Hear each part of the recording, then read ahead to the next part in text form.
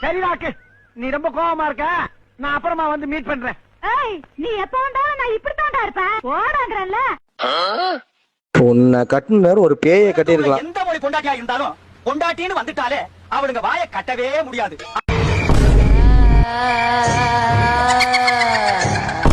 ஒளியிலே தெரிவது தேவதையா, ஒளியிலே தெரிவது. ஒரு பேய் மேல கோவப்பட்டு இன்னொரு பேய் கிட்ட மாட்டிக்கிட்டனே.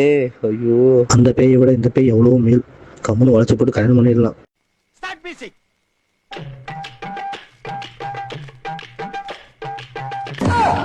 உன் பேரை சொல்லும் போதே உள் நெஞ்சில் கொண்டாட்டம்.